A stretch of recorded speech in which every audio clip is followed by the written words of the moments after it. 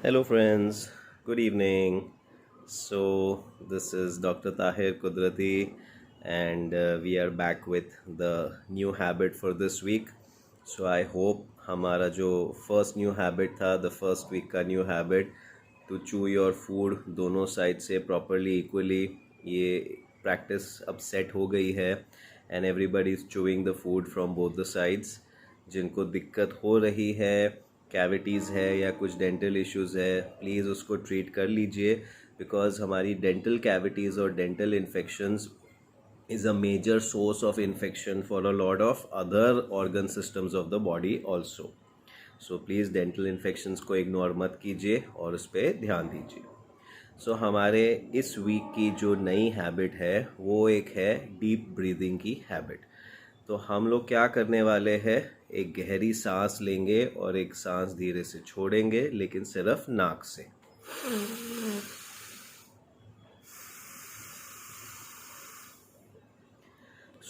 क्या करना है, हमें एक long slow deep breath in करना है through the nose and breathe out भी करना है through the nose. Through the mouth नहीं करना है, it will be only through the nose. ये हम 10 बार से शुरू करेंगे और हर रोज़ एक तीन तीन तीन तीन बढ़ाते जाएंगे till we reach a count of 50. So it's a very simple thing.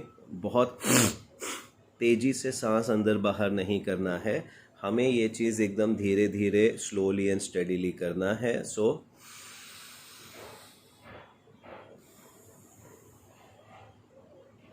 एक slow and steady breathe in and a slow and steady breathe out, but from the nose only. कई बार हमें breathe out from the nose करने में दिक्कत होती है क्योंकि हमें इस चीज़ की आदत नहीं रहती है, लेकिन इसके जो है बहुत सारे फ़ायदे हैं एंड थोड़ा हम उसके बारे में भी बात करेंगे. हमारे नाक में एक केमिकल बनता है, हमारे नेज़ल साइनसेस में एक केमिकल बनता है नाइट्रिक ऑक्साइड. ये नाइट्रिक ऑक्साइड क्या करता है, हमारी खून की नलियों को फैलाता है, उन्हें रिलैक्स करता है, उन्हें चौड़ा करता है. तो जब हम नाक मुंह से सांस लेते हैं, ये हवा डायरेक्टली लंग्स में चली जाती है. जब हम नाक से सांस लेते हैं तो ये नाइट्रिक ऑक्साइड जो है ये बराबर हमारी सिस्टम में अच्छे से एब्जॉर्ब होता है, अच्छे से पिकअप होता है. अब जब ये breathe out also from the nose. जब ये नाइट्रिक ऑक्साइड हम गहराई से अंदर लेते हैं तो ये nitric oxide brain, sinuses, nose, respiratory system, heart के हिस्से की सारी खून की नलियों को रिलैक्स कराता है. तो उन हिस्सों को ऑक्सीजन और ब्लड सप्लाई और बेटर जाता है, जो उनकी सेहत, उनकी फंक्शनिंग के लिए अच्छा है. ये हमें साइनसेस और इन्फेक्शन से प्रोटेक्शन देता है. ब्रेन और हार्ट की ओर ब्लड सर्कुलेशन बढ़ाता है, तो हार्ट की सेहत के लिए अच्छा है. ब्रेन को ब्लड सर्कुलेशन बढ़ाता है तो ब्रेन की ओर ऑक्सीजन न्यूट्रिशन अच्छे से पहुंचेगा. लेवल ऑफ फोकस, कंसंट्रेशन, ये सारी चीज़ें भी हमारी बढ़ती है. तो हमें कोशिश ये करना है धीरे धीरे कि हम नाक से ही सांस अंदर भी ले और नाक से ही सांस छोड़े.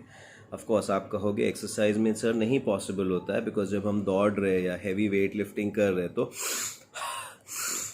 तो क्विक ब्रीदिंग के लिए हमें माउथ से आउट ब्रीथ करना ही पड़ता है.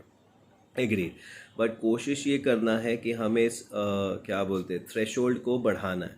मतलब जितना पॉसिबल है हमें जितनी ज़्यादा लेवल तक हम नाक से ब्रीद इन और ब्रीद आउट कर सकते हैं, हमें उस लेवल लिमिट को बढ़ाना है. और जब एक पॉइंट आ जाता है कि बस अब मुझे जो स्पीड से दौड़ना है या अब जो हैवी वेट मुझे लिफ्ट करना है उसके लिए मुझे और तेज़ और फास्ट ब्रीदिंग लगेगा, तभी nasal in and mouth out पे आइए. So during day-to-day life, during exercise, as far as possible, breathe in through the nose and also breathe out through the nose. Only when you are crossing that threshold of exercise, when it's going to a very fast or heavy exercise, तब yes, breathe in through the nose and out through the mouth करना ही पड़ेगा, वो automatically हो जाता है. But जितना हम हमारे बॉडी को इस चीज़ के लिए ट्रेनिंग देते हैं, हमारी ये कैपेसिटी बढ़ते जाती है. इसके बॉडी पे बहुत सारे बेनिफिट्स है. There are a lot of researches to show you the benefits of nasal breathe in and breathe out. Okay, so even for patients जिनको stroke हुआ है, जिनको heart issues है, उनके लिए भी देखा गया है कि जब वो nasal breathe in breathe out करते हैं और ये नाक में जो नाइट्रिक ऑक्साइड बनता है वो हमारी बॉडी और अच्छे से पिकअप करती है, क्योंकि यहाँ की खून की नलियाँ और रिलैक्स होती है। उल्टा वो एक्सरसाइज अच्छे से कर पाते हैं और उनको उतनी ज़्यादा बेचैनी और दिक्कत भी महसूस नहीं होती है। So we will start with just 10 counts every day. 10 श्वास से हम शुरुआत करेंगे कल से, और डेली डेली हम 3 श्वास बढ़ाएंगे। अगर एक साथ कर सकते हो तो और भी बेस्ट है, नहीं होता है तो मे बी आप 10 एंड 5 5 5 करके, हमारा टारगेट ये होगा कि रोज़ के 3 3 बढ़ाते बढ़ाते हमें 50 तक पहुंचना है, और ये 50 फिर हम कंटिन्यू रखेंगे। ये आप इकट्ठे कर लो या उसको ब्रेक्स में भी 10 10 या 20 20 के आप छोटे छोटे छोटे ग्रुप्स में भी कर सकते हो। ठीक है, so let us start with this second new habit and let me know how you are feeling with it. Cheers, take care, thank you, bye bye.